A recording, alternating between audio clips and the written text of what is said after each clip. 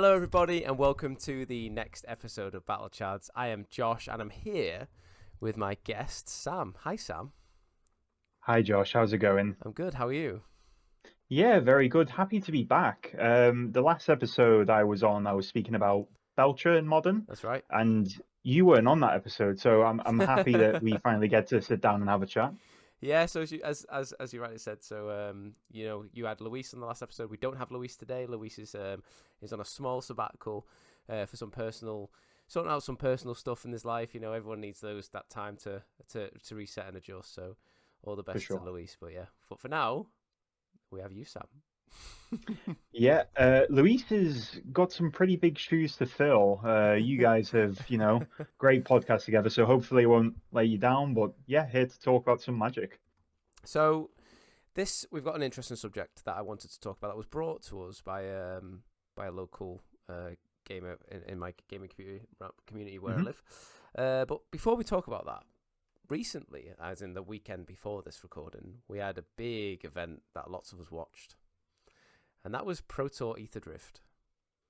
Yeah, Pro Tour, bunch of vehicles. Draft format looked amazing. It Yeah, was a great event to catch. yeah, it was one of those things where I've not actually drafted the set yet. I've just simply Hmm. not had time. But looking at it, I was like, oh my god, this format looks actually really fun. Because at first I wasn't too excited about this format, but watching it play out, watching there seem to be like really grindy board states, etc. That I noticed, and it Yeah, looked really intricate, really fun, and towards the sort of top end of the mana curve, some really impressive bombs in the format. yeah. I've only had a little dabble into the format myself, but I felt like when I played it pre-release, I was playing like a red-black aggro deck. Hmm. But aggro by this format terms is you get into turns 10 and 11 and 12 quite often. It's a Yeah. very grindy format. Every card matters, Mm. which makes deck building so much more relevant because those bombs are, bombs are always going to be bombs, but having the deck building ability to build a good deck that gets you to those turns Yeah. really reduces the impact of some of them. Yeah, it was interesting to see because obviously Matt Nass won. Yep, His only drop in the game was during the draft, so he was yep, undefeated in standard. And he was drafting. Both drafts he drafted like a red. I think it was red blue. I can't mind. I think it was like a red blue sort of deck, and obviously those yep. colours were quite weak in the draft format, or considered quite weak. But obviously he just identified the fact that no one was picking red and black colours, so he took them and took all the relevant cards, and had like multiple copies of the bombs, Yeah, etc. And it paid him well.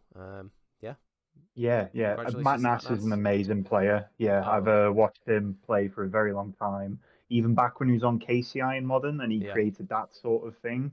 But that's one of my favorite elements of a Pro Tour ecosystem. Like this color combination is rubbish, so we're not going to take it. So mm, then you end up with one player who's got the rubbish colors, yep. but all of the good cards. It's draft is so sick, and watching pros draft Mm. is just another level. I think it was a tweet by, I think it might have been Sean Goddard or Archdota or somebody, and he Mm, said that Pro Tour drafting is interesting because people's card evaluation is so much higher, so you're actually building an overall lower quality deck because of people taking the perceived best cards, etc. So yeah, it's a skill that I need to get better at because I hardly ever draft. I traditionally didn't have the patience for it, but since joining mm. the chads, I've gained an appreciation for draft, and I need to do a bit more. I'd actually downloaded Arena on my phone for that reason. Nice. It almost feels like a different game.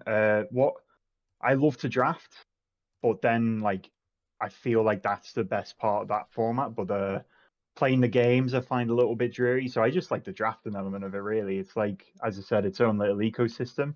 But Mm. no, this set looks really cool. It looks really cool. So the actual standard format itself then was Hmm. it was sort of heavily populated in a three tier deck system. So we had these sort of control elements. Yep. The convoke, no, not the convoke deck. Sorry, the domain sort of deck. Then we had Hmm. the red aggro deck, so mainly the red green aggro decks, and then we were like then there's sort of like the mid range sort of stuff happening.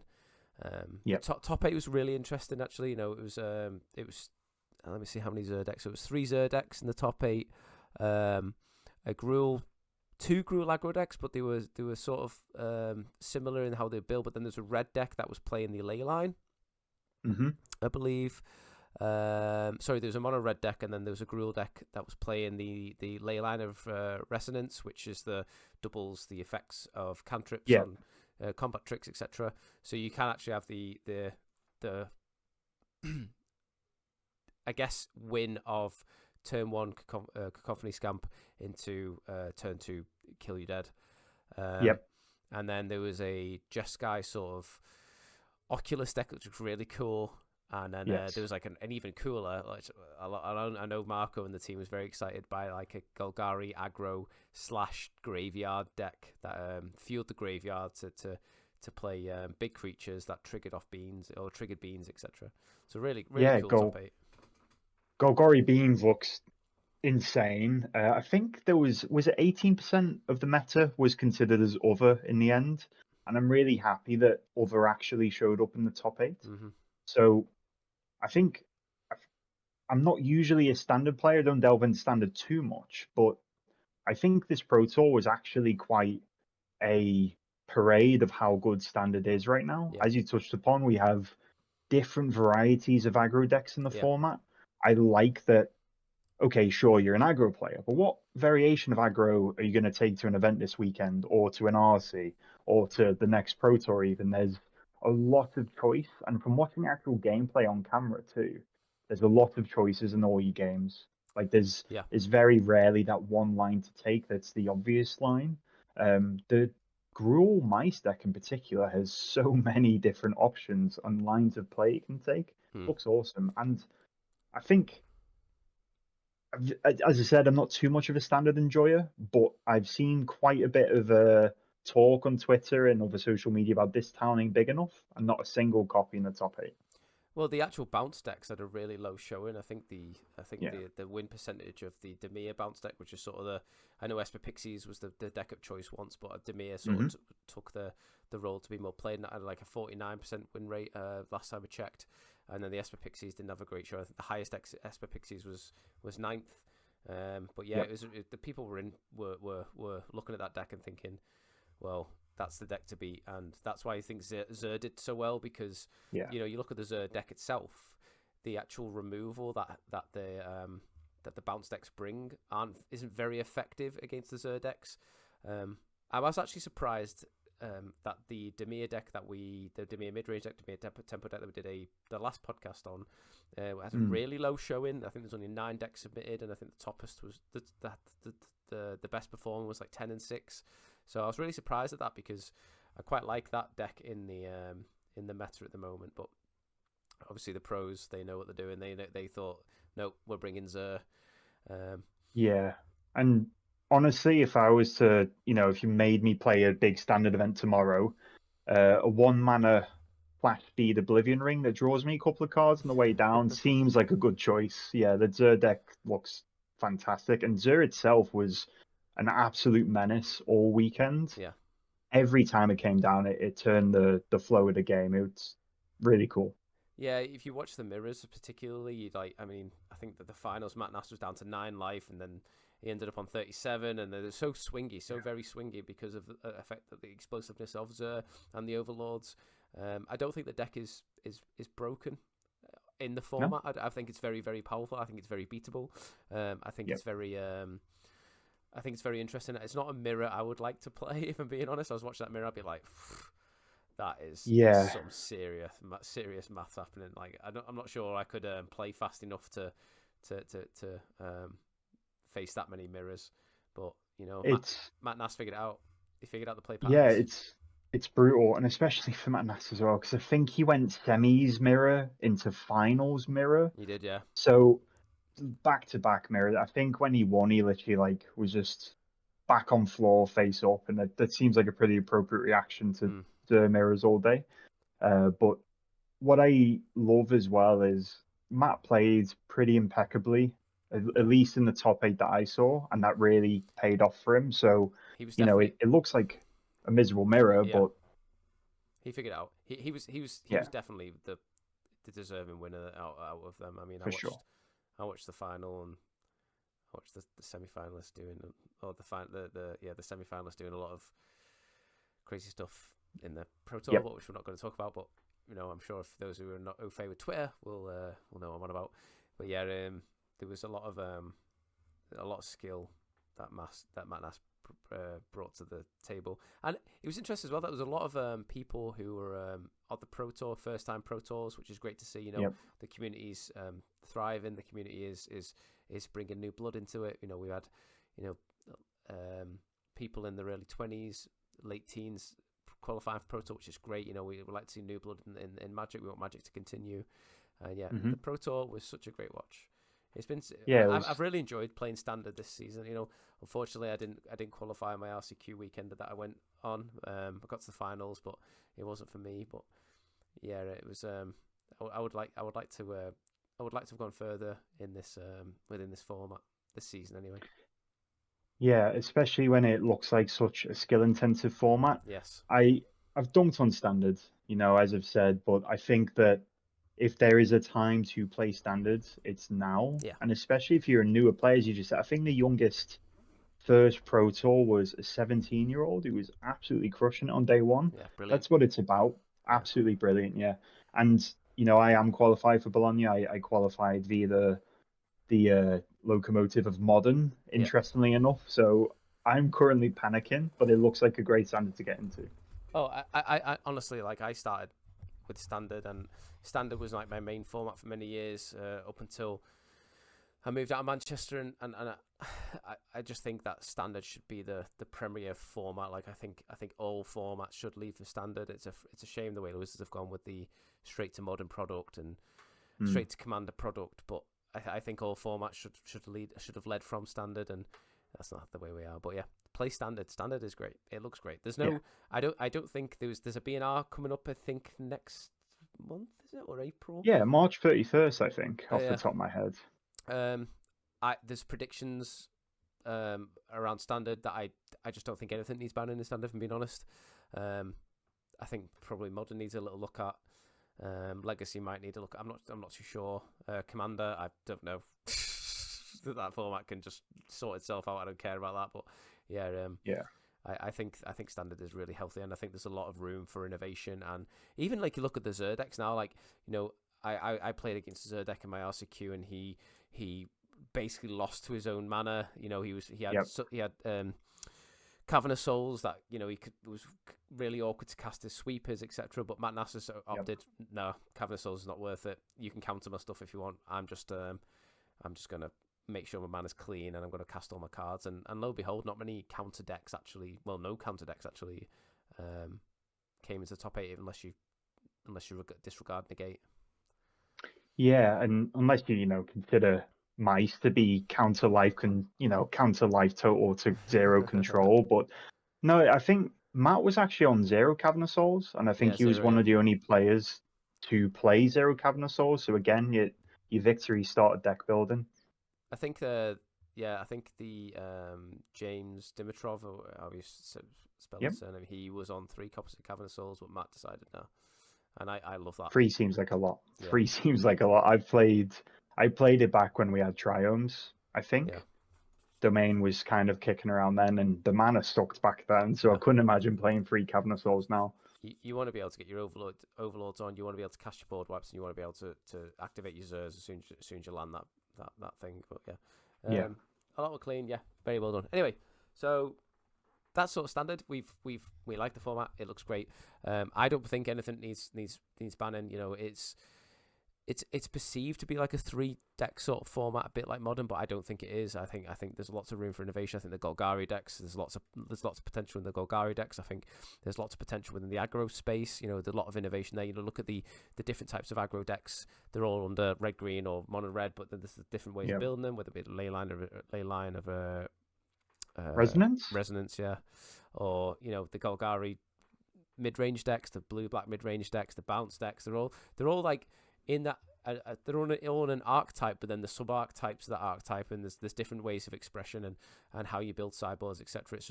It is a massive skill-intensive format from the moment you pick your deck list the moment you pick your sideboards, the reasons you do that, all the way up to playing the actual game. Like, it's just the decisions all the way through are just so skill intensive, and it's so rewarding as well, the format. Yeah, and that's why I think I would recommend people pick it up. Even Golgari mid-range has archetypes. You can just play regular mid-range, or you can play what Javier Dominguez was on, like a Phyrexian Obliterator fight style Yeah. package. Just sick. It's so cool. And, I like that Standard has currently got so many sets in because it allows these decks to diversify and spread a little bit. Hmm. That when we find Standard how it used to be with a couple of sets, these things are pretty figured out. But I like that from event to event, it looks like it's evolving. Yeah. And as you said, it's winning from your deck choice, and that's just so rewarding. Hmm. It's fantastic. Cool. So you're predominantly a modern player, as I think most people Yep. are. Modern is the sort of premier competitive format. Everyone comes back to modern. People love modern, Hmm. no matter the state of modern. Modern is sometimes like an unkept child. You look after it every now and again, but modern is it's a forevermore format. You know what I mean? I think it's a diehard format, and I think it's a format that we'll see a lot of, especially with the pumping straight to modern product Yep. into there, the Modern Horizons. But modern sort of seen as a 3-deck format also, but more polarized in that. So you've got the Yep. top 3 decks are Grinding Station, Eldrazi Ramp, and Boros Energy. Yep. They're sort of your 3-deck format. But if you actually look at the meta whole of modern, there's so much room for innovation. The card pool's massive, right? There's so Yep. much room for innovation. I mean, you look at the big baddie that got printed in Aether Drift was Ketramos. Yeah. Was probably the biggest shake-up to modern, with the black-white decks, which is sort of like you're sort of fourth of the triangle in modern. But Yeah. that deck recruited Ketramos. recruited Ketramos in its deck, and it's been causing waves in the format. That's for sure. Ketramos has been an absolutely fantastic addition to modern. As you just said, it's kind of weird black white blink deck existed. It just come out of nowhere seemingly. Yeah. And people had the audacity to call it Death and Taxes. This deck was never close to Death and Taxes. No. But this weird amalgamation of draft uncommons kind of popped up out of nowhere. Yeah. And then it started putting up performances, and then we've gotten probably the best black-white aligned cards we've had in modern for ever. I don't think it's too. I can't really think of another one. I can't remember when that color combination was actually very good. Like modern traditionally, you needed, if you wanted to stop what was doing, you needed to play blue. If you were going to do something, you're probably in like the green red colors. It's the actual black white, just black white. Beyond like a splash was never actually very good. You've got people figured out that if you combine Thalia with Overlord of the Balemurk, it's a nice little sort of two card combo that can spiral with card advantage. Obviously, it doesn't have much on the stack permission. It has Aven interrupters, etc. But it's Ketramos has really given a new angle of attack for this deck. Like, it's a really grindy, very intricate, lots of lines sort of deck. A bit like Legacy D&T in terms of how you see these pile of white cards and you think, oh, what is this deck doing? But then you actually play the deck. There's lots of intricate lines that reward people knowing the deck, people knowing the format, people know what to beat, etc. So I'm just going to read out Ketramos for the New Dawn for those who are living under a rock or haven't seen it. This card yet, but it's one white and black. It's a legendary god with menace, lifelink, and indestructible. It's a 4/4. It's got lots of text, this card. So Ketramos can't attack or block unless there are 7 or more cards in exile. Now, this is important because it could be any cards in exile. So whether your opponent's or whether it be yours, it's any cards in exile. 7 total. Whenever one or more cards are put into exile from graveyards or the battlefield specifically, During your turn, you may draw a card and lose 1 life. Now, people have been balancing this or comboing this with Relic of Progenitus in the main board, so to really easily turn it on. Because at 3 mana, Sam, this actually, like, if you don't have cards in exile, this could be a 3 mana do nothing, right? Yeah, exactly. And that's never where you want to be in the format with Grind and Breach kicking around. Mm-hmm. And this new card seemingly come out at the only time I've ever really seen with the perfect deck for it to fit into. And then when they're comboing it with something like Relic of Progenitus, I played in Axion's Mega Modern on Saturday. And I didn't play against Ketchumos myself, but I watched a friend do it, and they played a Relic, tapped it, drew a card, paid 1, exile all graveyards, draw a card, and then you draw a card from the Relic as well. So that's build your own ancestral recall. It's pretty good. Yeah. And I think there's so much worth exiling in the graveyard already. Let's remove Ketchumos from the equation. Relic's pretty good against Emrakul and the Eldrazi packages. It's good against Grind and Breach and that. It's good against Murktide if you see Murktide. It's even good against Energy because it turns off Flage. Yeah. So this exile is already relevant, and now you're strapping a Phyrexian Arena to it. Whenever you do it, you draw a card, and then it attacks and blocks so well. And Wizards have always discussed how hard it is to design gods because they need to be impactful. They can't be removed easily, otherwise they look a bit embarrassing. But then on the other side of it, you can't make them too good. And I think Ketchumos is pretty much a fantastic card design. It's really cool. I mean, like it's it's one of those cards that like people think, oh, I'm losing this card. It's a 4/4 lifelink. It's drawing loads of cards, etc. But it does need build up. It needs specific deck building. It needs specific game actions to turn that on. And people because I'm still active in my Legacy community. People have discussed this card in Legacy, and they just can't seem to justify it because Legacy is obviously a lot faster than Modern. And this is essentially if you're casting 3 mana. Or you're spending 3 mana on something, and it enters the battlefield and literally does nothing. A lot of cards that for 3 mana tend to have something that enables their engine or game plan or does something. You look at the Overlords at 3 mana, they do something. But this literally does nothing. Like it doesn't draw a card, discard a card, or exile a card from graveyard. It doesn't do any of that. It just literally is. You have to build around this card. But people are finding ways to do it. They're finding efficient ways to do it, to the point where this is like a tier 1 deck in Modern now, and it's a cool deck. I mean, with it plays the card Ephemerate. This actually draws a card from Ephemerate, and so if you Ephemerate Ketchumos itself, it will draw a card from itself, for example. So Ephemerate is essentially draw 2 for 1 mana with this card out. If you can get the lifelink online, it's pretty much GG against the Boros energy decks. The fact it's got indestructible. You have to play specific removal for this deck. I know Murktide is now adopted as sort of readopted Murktide as the main win condition and sort of come off Oculus a little bit. Even though I've seen some Esper decks playing Ketchumos and Oculus at the same time, because Oculus sort of enables the Ketchumos plan. Okay. But they are playing removal such as Dismembers because it's really good against Ketchumos, and obviously exile effects still happen. But it's really cool. The fact that the Failure as well comes in on instant speed. You can play your Ketchumos, and then you can exile your Ketchumos and bring it back and draw cards off it, etc. Or even things like if you look at the land, Witch Incanter, you can play your Witch Incanter as a land, Flicker Wisp your land, and it'll come back as the actual creature, have an ETB effect.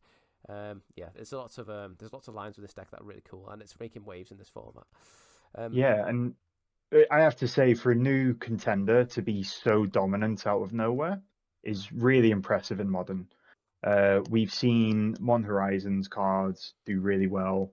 And to see this deck that doesn't play that many, still play some, obviously, but it's doing a lot of waves, and I think it's a really healthy thing for Modern at the moment that a new deck can come in and shake it up a little bit. Like, just out of respect for this, I played Dismember in my sideboard over the weekend. Just out of respect for this deck, and I love that there's this new contender that's forcing me to respect it Yeah, it's making you rather think. than yeah, it's really cool. It's making you think, and I think I think this coming from a standard set as well is pretty decent. You know, it's actually showing you, there's playable cards in standard. You know, there's modern playable stuff coming into standard right now. It's a shame that it's such a. I'm just thinking from like a cost level. You know, there's so many sets coming out recently through Wizards, and Hmm. I fear that if every set comes out, there's a bomb, because I think Ketramos now on MTG Goldfish is a $200 playset. Um, Okay.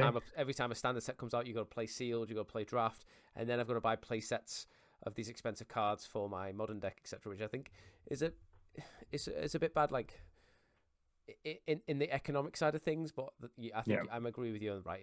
Having impactful cards coming in that aren't necessarily format warping to the point of this is the S tier thing to do. This is just a Yeah. really good deck that you could win tough stuff with, and it's been consistently winning, and people have to respect this deck. They have to. Yeah. And just as I know it's not black white Ketramos, but it kind of is. I just want to point out a really cool deck. Black white Ketramos Necro Dominance Oh has won yeah, back-to-back challenges. I think it won Sunday's challenge and Monday's challenge. So it's nice that again this card's breeding innovation. Um, it's bringing I old didn't decks really see back. that. Bringing an old Yeah, deck that sort exactly. of fell off a little bit since the Wandering Up band. Yeah, and Necro makes you maximum hand size 5, and that's fine. But if you've got a Ketchamos in play, you just draw 3 extra cards in your turn. It's sick. So yeah, it's fantastic. I'm excited.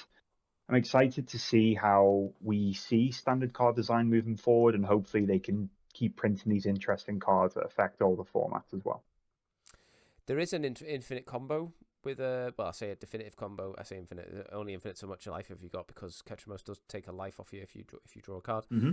With Frog and Dark Blast. So essentially, Yep. you discard a a Dark Blast to Frog. You then attack Hmm. with Frog. Let me think. So you attack with Frog. You draw the Dark Blast. Sorry, wrong. You don't discard the Dark Blaster Frog. What you do is you use the Dark Blaster. Dark Blaster has to be in your graveyard. You then Hmm. give Frog flying. You then, instead of drawing a new card, you dredge Dark Blast, which will give you 3 more cards in your Hmm. graveyard. You then discard Dark Blaster Frog. You exile the 3 cards that you dredged for. Ketramos draws you a card. You dredge instead. Discard Dark Blaster Frog, etc., etc., etc. Till as much life have you got, and then you attack with the Lethal Frog. It's a very niche combo that was sort of played with a little Yeah. bit, with the black white decks splashing for blue for Frog, but I think the combo is way too fragile.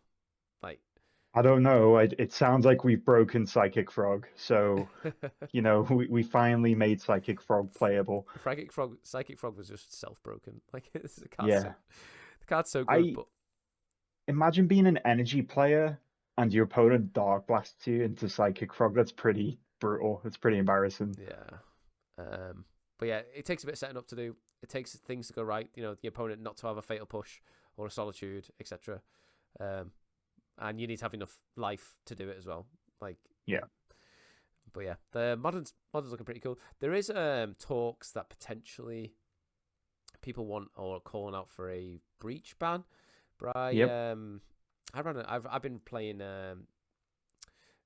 Doorkeeper Thrall Zoo recently online. It's actually been really fun. Nice. A deck from Dak Faden that's essentially it's sort of like the old, but the old sort of whatchamacallit. Scam deck, the Jeskai one, right? With Yes, like Null Drifters yes, and the Null Flages Drifters. and Dress Down. It's Yeah. essentially that, but in aggro in the aggro shell. So you Nice. use Doorkeeper Thrall to stop ETB triggers, which affects the white deck. Good against them. It also is really good against Yep. things like Titan. It has this like Yeah, incremental it is. incremental hate on certain things in the format. And then what you do is you Mm. turn 3, play a Flage, or you play a Null Drifter, draw 2, and the Null Drifter doesn't die. And if you play Arena of Glory as well, you can play a Null Drifter, give it haste, and then immediately get the Annihilator trigger. So it's a really fun deck. I'm not sure how good it is in the Rider format, but I was enjoying playing it. But modern, like I saw maybe like, I think I played 3 leagues. I went 4-1, 3-2, and then 2-3. Mm. in the leagues, and I think I saw breach twice.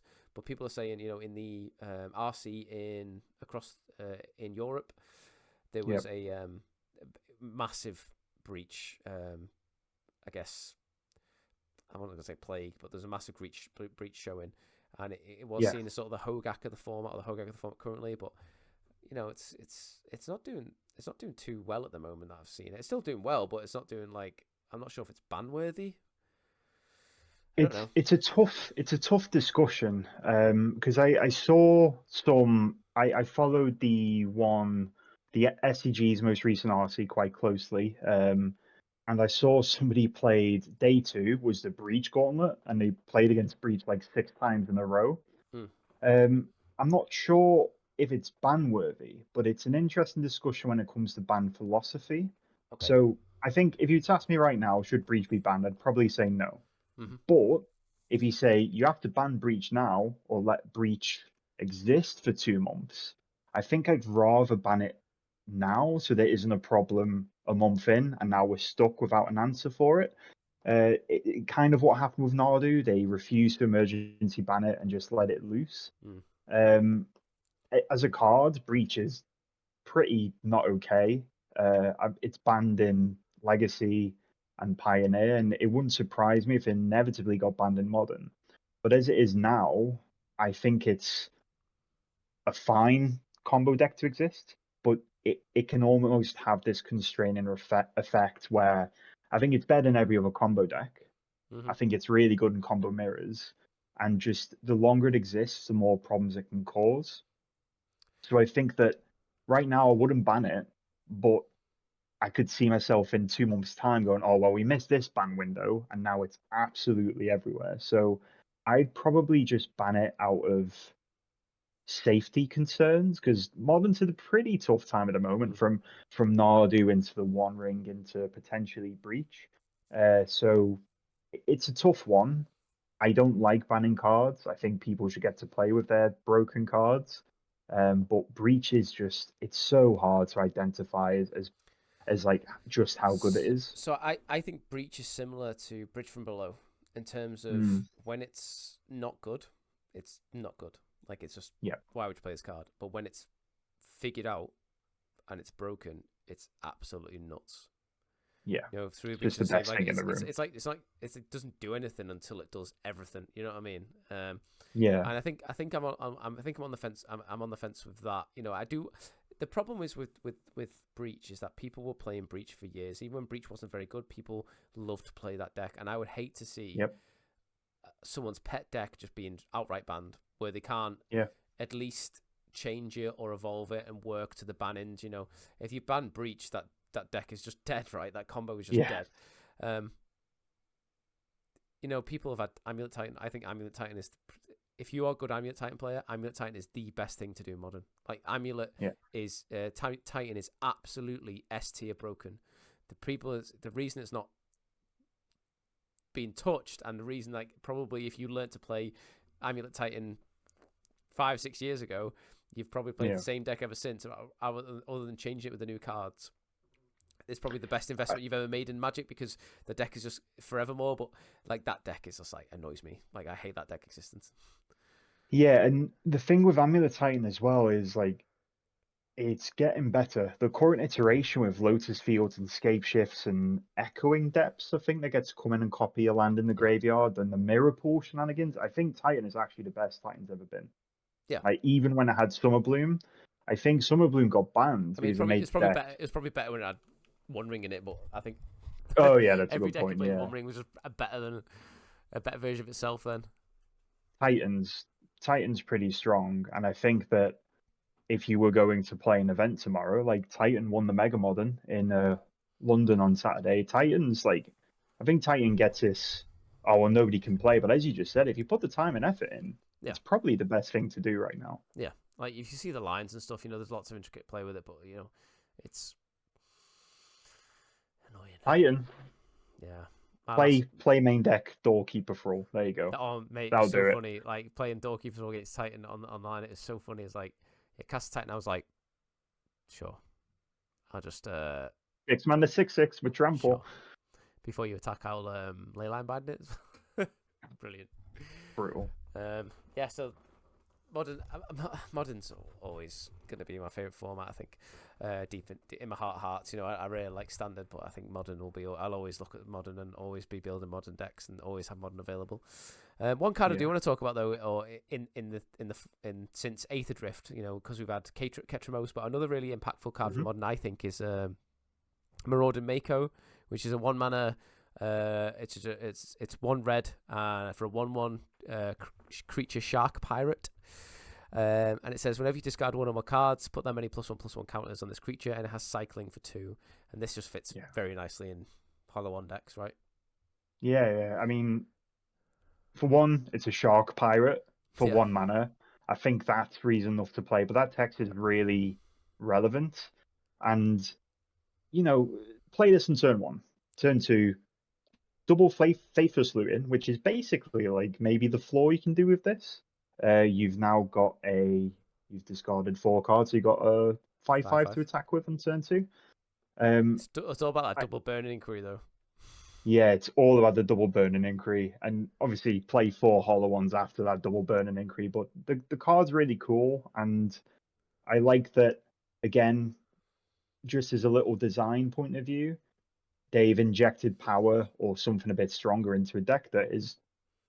A lot of people hate hollow one. I think it's just absolutely bonkers to exist. I love that people register cards to say random on it in their 75. That's so cool. And Mako is a nice addition, and hopefully can push Hollow One back into the light a little bit. I mean, like Burning Inquiry, Street Wraith. You're trying to sell me a dream, and I think I'm buying it. Yeah, it's one of them. Like random cards, all that good stuff. It can have a big payoff. Your opponent keeps a 3-lander, and then you discard all 3 lands. Nice game. But that's why you play those games, right? Because you do it for those people who play those decks. Like they do it for that high, that like chasing that those feel good hormones of just cheesing your opponent out of the game. But yeah, it's a really good bad beat story. Hollow One players love being somebody's bad beat story. Yeah. The decks is there's lots of decks. I mean, I'm looking at the just even on MTG Goldfish now. There's so many decks playing in modern. There's clearly sort of better decks than others. Mm-hmm. You can play combo. I've seen Control starting to do well in both modern and standard. Now I thought I was speaking to Christian actually a few days ago, and I was saying because he wants Control to exist, he wants to follow Control, and I was like, mate, Control's like a fool's errand right now. But I've seen some blue-white Control decks in both standard and modern putting up numbers. I saw a modern deck the other day playing Terminus, for example, a card we've not seen for a while. Okay. I've seen. I know that I think Archdoter actually qualified in a PTQ in Vegas with a blue-white control deck. I think. It was the Omniscience pile. I think Archdoter played. Maybe like the blue-white Omniscience. All right, I'm thinking of another pilot then. But someone did qualify with blue-white control with like Baser and stuff like that. Straight up counter spells, all that good stuff. Which in a deck in a format with Cavern of Souls in it is a bit risky, but I think you're more concerned with the non-creature stuff than you are with the creatures at the moment in Control, especially when you've got so many really efficient sweepers. Yeah, I think Arnie Huschenbeth did really well with it at the Pro Tour. Like his standard record was like 8-2 or 7-1 or something silly, and that's when you go into an event and if you could sit down with any standard player and you guys could go, right, it's going to be mice and aggro variants, it's going to be domain and control variants or overlord variants, and it's going to be bounce variants. Perfect environment for Control. If you know what to beat, if the answers exist, you can culminate a 75 that does what you want it to.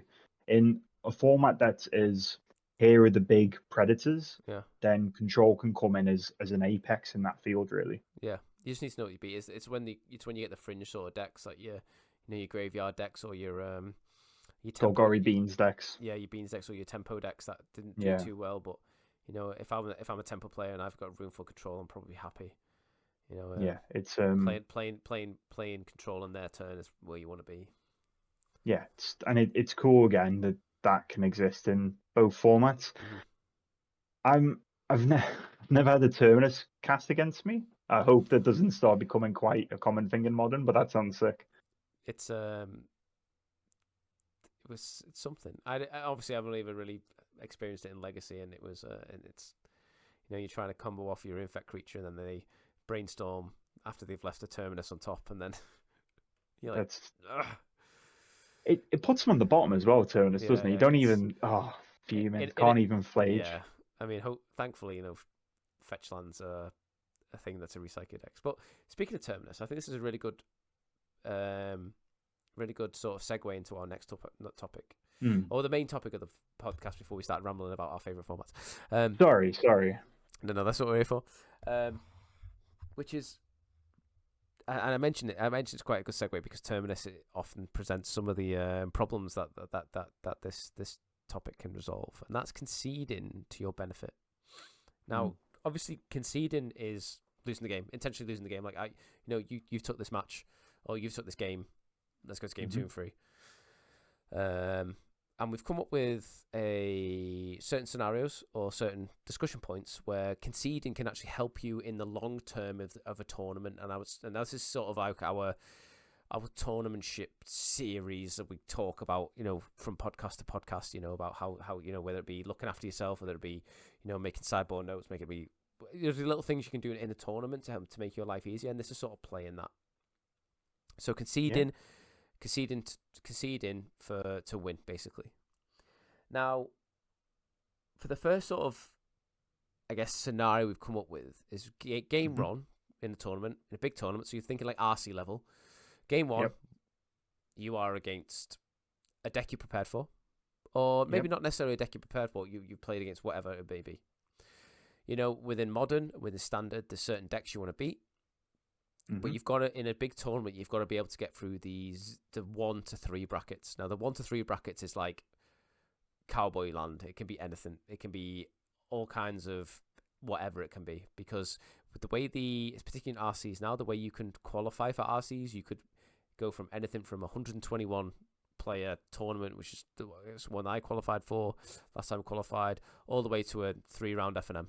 Like the variant in how you qualify for these RCs are so vast that you're going to get people who are just going to play cheese because they're there because, I just won an FNM, all the way to the sweaters who are like, right, these are the best decks, I'm playing the best decks. And if you are a sweater like we are going to prepare for the best decks in the format. But we still need to be aware of the 1 to 3 bracket. Now, this is where this can help. The other bracket. Yeah. And this is where this can help, because if you lose game 1 or you're going to time on game 1, it's a draw, it may be better in that instance to concede. Now, the reason for that is because the 0-0-1 bracket, which is the round 1 draw bracket, that is where you get the weird control decks, the weird drawn out decks, the weird other decks, because they've gone to time. Why have they gone to time? Because they have either no win con, or they're doing something completely dirtly, or they're just stopping you from playing Magic, or they're probably some sort of control deck that that you've not prepared for. So in that instance, it may be better to concede, because if your opponent won't concede, then you concede, because what that will do is it will get you into the X1 bracket. Now, the X1 bracket is more likely and more chance that the decks that you've prepared for are going to be, because their game has came to a decisive conclusion. That decisive conclusion is a good indicator that their deck has a win condition, is probably a meta deck, and is probably something you've prepared for. Yeah. I know. Yeah, exactly. Luis had this problem. He in his RC, he round 1 drew. Then round 2, he lost to some, I think it might have been a Hollow One deck or something like that. Just randomly just got cheesed out of a game.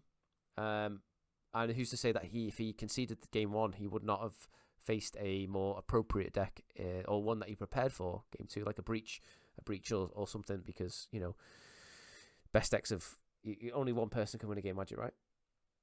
Yeah, and the other bracket is definitely underutilized, and I love the point that you make that you can literally have a 7-round event with a top 8 cut to qualify for your RC, or you can have a 6 people, I'm gonna this guy wants to qualify. We'll all just scoop for them. So the coin really does have two sides here, and the expectation of an RC to make day two is really harsh. It's 6-2. Mm. So in an event like that, a draw is almost the same as a loss, or Yeah. essentially, Yeah. as you've just pointed out, much worse, because now you're in the drawing bracket. You can lose a game of Magic and win the next 6 in a row, or vice versa. The draw bracket is really hard to get out of, Mm-hmm. and it's gonna ruin your standings, not just for round two, for the whole day. And it just might not be worth it. And I really like this idea of a concession for the betterment of the other rounds. You're not conceding the match, you concede into that round 2 to 7 or whatever else goes much better in Mm-hmm. your way. It's kind of counterintuitive, isn't it? But Yeah. it does make sense when you think about it. Yeah, you've got to think of like you're there in a tournament. You're not there in that. I know when you play that game of Magic, you're in that one game of Magic. But when that Yeah. situation comes up, you are 1-1. You go into time. Your opponent is not gonna. Your opponent is that F&M hero. Nah, I'm not Yep. gonna concede. I'll just draw. Like they're not thinking tactically. They're not thinking probably as logically as you, and probably not as a spike that you are. So that they're probably not going to concede. Or if they don't concede, then I would potentially like I don't want to be in the X1 bracket at round two. I just don't want to do that. I'm not. That's not the kind of Magic I'm in. You are almost guaranteed to play against something that is actually really dirtly or has over saturated with answers, and it's a game that you just don't want to play. I want to play against the decks that I prepared for. I want to play against Grinding Station. I want to play against Energy. I want to play against Murktide. I want to play against Eldrazi. I want to play against these decks that I know that are going to be in the top 8 bracket or day 2 bracket because they're the decks I prepared for, and that's where like a round 1 concession could I'm not saying that you should, but could, because you might think, oh, I've got a great matchup against these deadly decks because I'm playing something broken myself or whatever. Then yeah, fine. But yeah, it's I think the point of this is like is to do with time saving too. So like obviously, if you're going to time, then there's an issue with either your opponent's taking too much time or you're taking too much time, and you maybe need to speed up or remind your opponent to speed up. But it's I think I like what you said before. We'll talk about your point that you said before about conceding to the clock. Do you want to talk about that?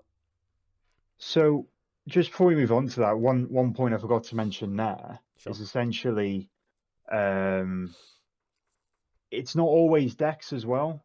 It could be players. Yeah. Everyone in that 0-1 bracket, 0-0-1 bracket, you could be playing Energy, but if they're the slowest Energy player in the world, is that really the bracket you want to be in? And I don't want to be in that bracket. So yeah, sorry. Quickly adding that on. Yeah. Yeah, so conceding to clock's quite an interesting one. But I think it's something that most Magic players have felt and maybe approached in one way or another. So let's say I'm on Belcher and you're on Murktide, Josh, and I very quickly combo off in game 1. Belcher you, game 2, on we go. Let's say game 2 is just drawn out. You've got counter spells, I've got counter spells. The game is grinding and grinding and grinding away. All of a sudden, my 5-minute win has now turned into a 5-minute win and a 30-minute game. And there's sometimes you feel it in your gut. I know I feel it in my gut when I play, but there's a point where you just know you can't win a game of Magic anymore. So, right, he's countered everything. My Belchers have been surgical. There's a Psychic Frog in play. It's not killing me, but it's drawing a card every turn. I'm drawing additional lands or bad cards like Bane Veil or whatever else. And that game's gone on and on. Who's more likely to win game 3 with a good hand and good interaction? I would put money on the combo player, right? So when you're playing a game, always keep in mind what game 3 is going to look like if you get to a game 3. Are you going to be able to take a game 3 with 3 minutes left on the clock? Depends on the deck, but if you feel like you physically can't win a game, but it's drawing out and out, then you don't want to lose that game on 2 minutes left on the clock or just as turns begin. Yeah. So it might be go with your gut, but it might be I've got much more of a chance of winning game 3 on the play here quickly, and that's something you gotta keep in mind. This is almost Because sorry, this is go on, linking sorry. back to when you said before about, you know, what kind of players are going to be the X1 bracket. This is you Mm, making sure that you're not that player. yeah, exactly. And Sorry, the 0 X bracket, 001 brackets. yeah, and games of Magic can really turn a corner. A game you thought, oh wow, I'm for sure to win this, all of a sudden you're not. Mm. And you might not be dead on board, but you are dead. Yeah. So when's the right time to call it and try and win a game 3? Probably when you just realize you can't. Again, this isn't me saying if you think you're losing, you should just concede and move on to the next one. But games of Magic can be quite intense and they can take a while. So if you just think that you're going to be more prepared to win a game 3 rather than a really long drawn out game 2 and no time left to play game 3, then it might just be worth taking that game 3. Um, a strong 7 on the play is good in most cases, and if you're losing that game 2, then that's what you put yourself in to draw. And look, let's say that game draws, nothing changes, right? You're Mm. gonna it's bet you're gonna go 1-1-1 if you felt like you're gonna lose anyway. So why not give game 3 a go? This is sort of like linking to the next sort of scenario, which is no more relevant Mm, game actions. You know, you yeah, made the opinion like, you know, he's surgical Mabelchers. I've no longer got a efficient win condition. I can win the game, but there's no efficient one. I've got like 90% of my draws are probably not going to win me this game. I've got a 10% chance of winning. You know, I've got very little. You know, I've been another good example of this is if you get Days Undoing, you know, with an Narset out, they've got a grip full of yep, cards. You've not actually lost the game, but every game action you're going to take from here to the end of till they win it is completely meaningless. So you have no meaningful game actions left to play. Let's just go to game 3, or let's just go to game 2, yeah, because yeah, there's no exactly. point wasting my time. There's no point wasting your time because this is a shared clock. If it was MTGO, I'd be like, you waste your clock, boy. Yeah, You go just ahead. crack on. Like you run out of time is a win condition on MTGO, and that's a win condition Yeah. I would happily win. I would happily use. You know, I've done it. Mm, I've took games off people because I'm just like, yeah, you combo, you crack on. But as soon as you have no more relevant game actions, yeah, let's go to game. Let's go to game 3. I'm drawing land, or you're drawing action, and I'm just like, yeah, let's just go game 2 and 3, because you know yeah, most games are played game 2 and 3, and you are much better against your opponent game 2 and 3 than you were game 1, for example.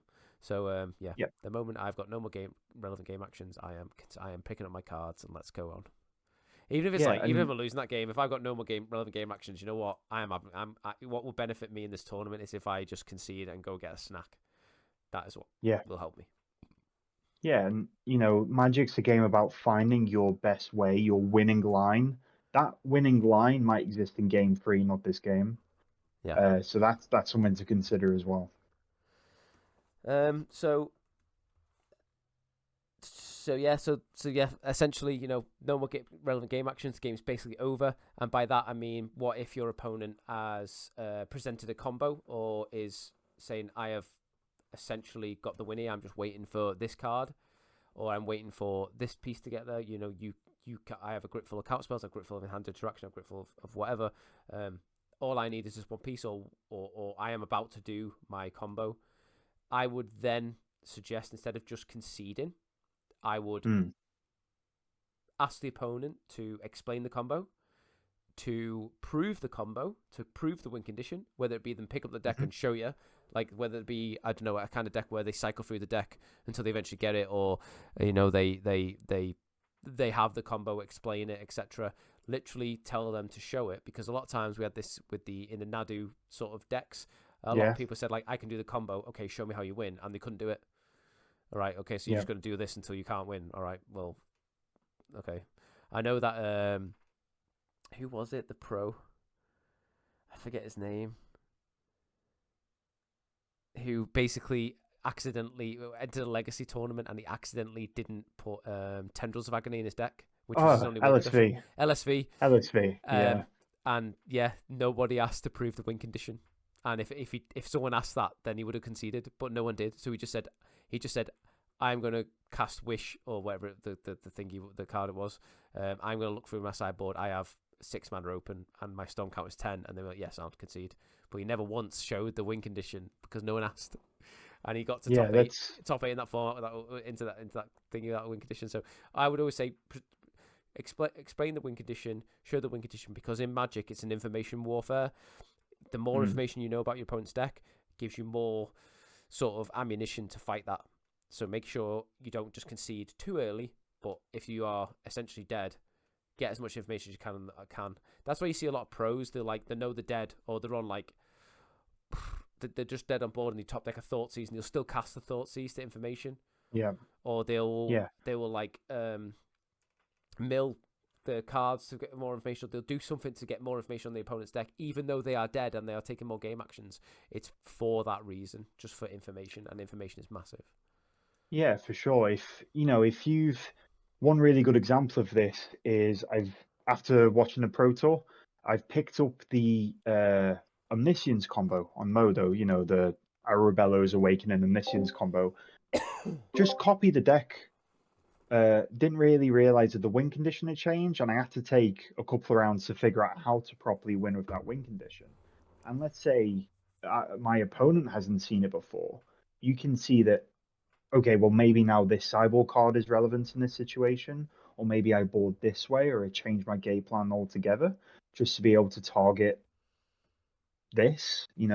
Information can be free, and it's definitely worth farming information where you can.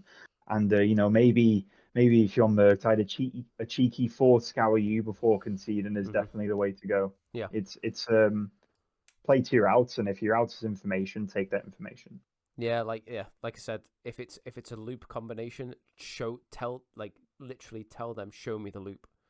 Making sure the cards will work, making sure they've actually got it, and then that will then mean that the game's 2 and 3, you can then sideboard, etc. Because these combo decks are designed to beat you game 1. That's why they build them.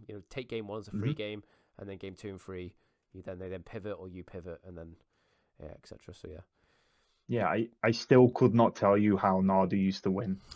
I know it could Thassa's Oracle you, but the actual other way was weird. The Thassa's Oracle was essentially the online version because of too many clicks, but essentially in paper what you would do is you would just besage all the lands out the deck, recycle your lands back into your deck using endurances, and just you basically, or there was a mill combination as well with nice. Was it Cephalid Colosseum, where you basically they mill 3, then your land goes in your graveyard, then you bring it back with endurance, you go do the thing again, then you mill them out for free, and then that's the loop. Because in paper this is the loop. This is what I'm going to do. And this is a great example. You don't physically have to do it. I'm pretty sure the rules say that you can just, if you explain the loop and just demonstrate the loop, that is the loop. Demonstrate the loop. That is you doing the loop. So any of the sort of scenarios, that's all the scenarios we came up with on how to concede. But I do think they're very relevant and very impactful scenarios that people don't necessarily consider. And I think there's you don't want to be that player who doesn't have a win condition or can't win, and they just continue a game and they bring it out in the dude, this is over. You sure you don't concede? This is your time and my time. This is whether it be if I'm a control player, my game strategy is to make you not play Magic until you concede. You are never going to play Magic in this game again, and I'm going to hit you with my lands that animate stuff, or I'm going to make 1/1s until you're dead.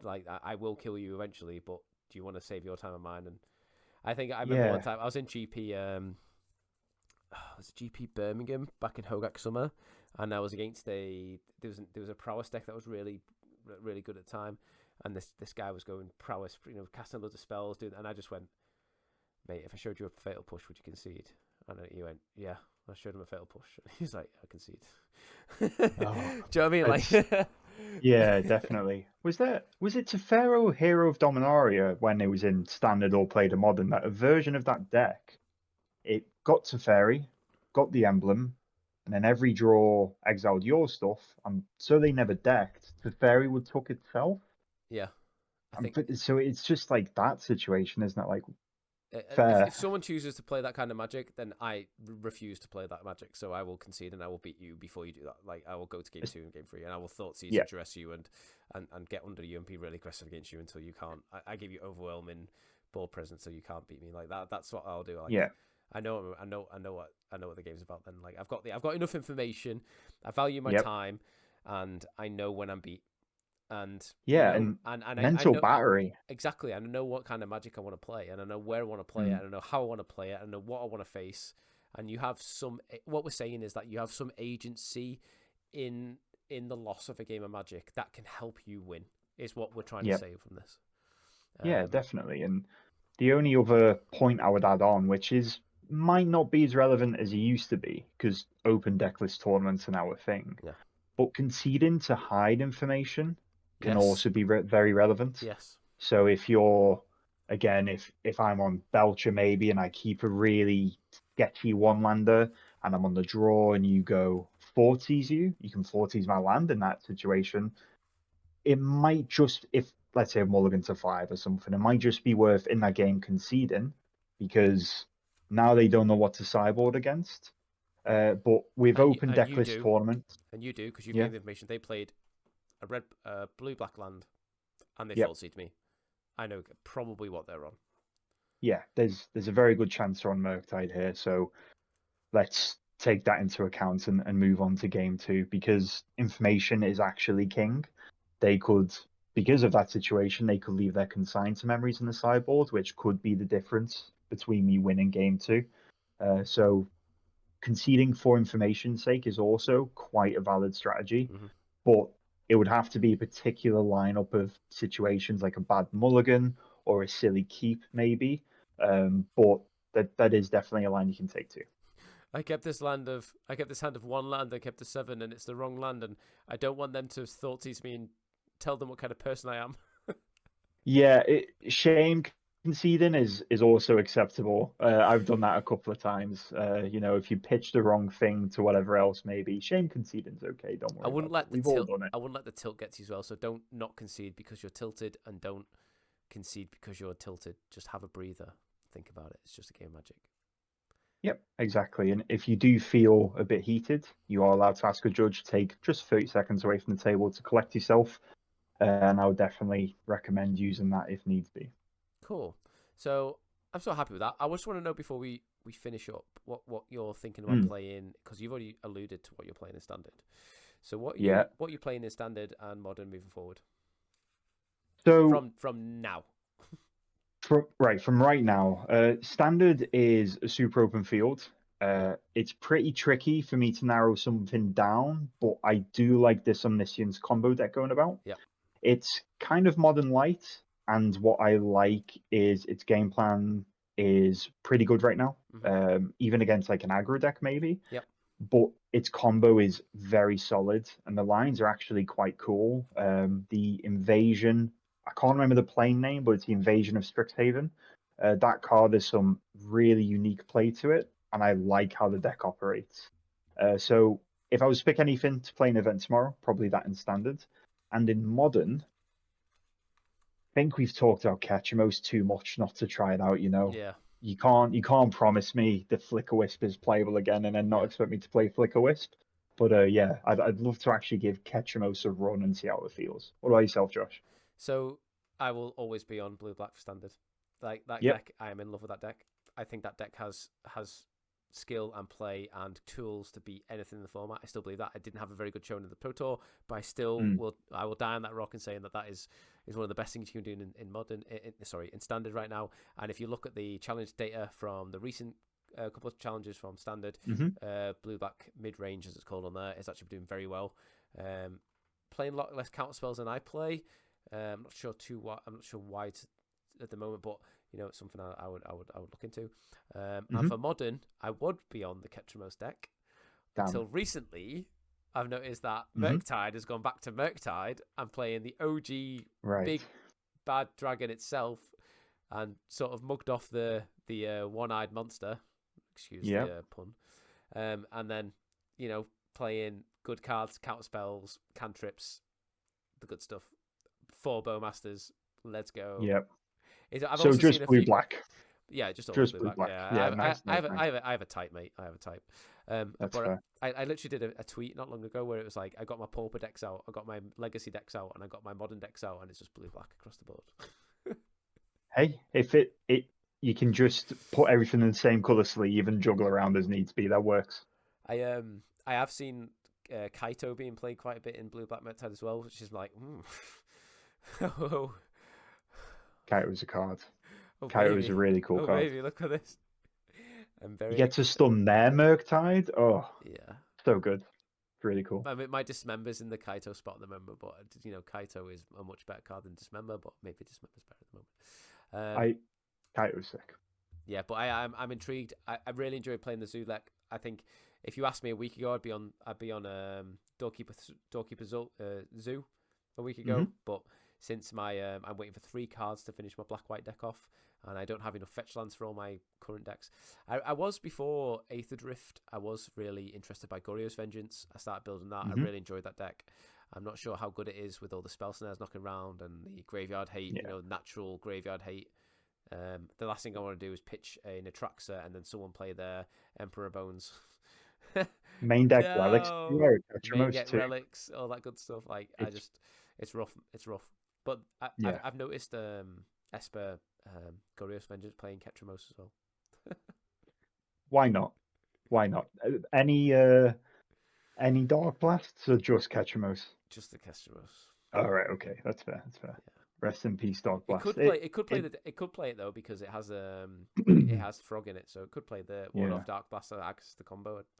But people have not been doing it, so yeah, that makes sense. But as we don't want Frog to be too broken, so we'll leave Dark Blast at home. True.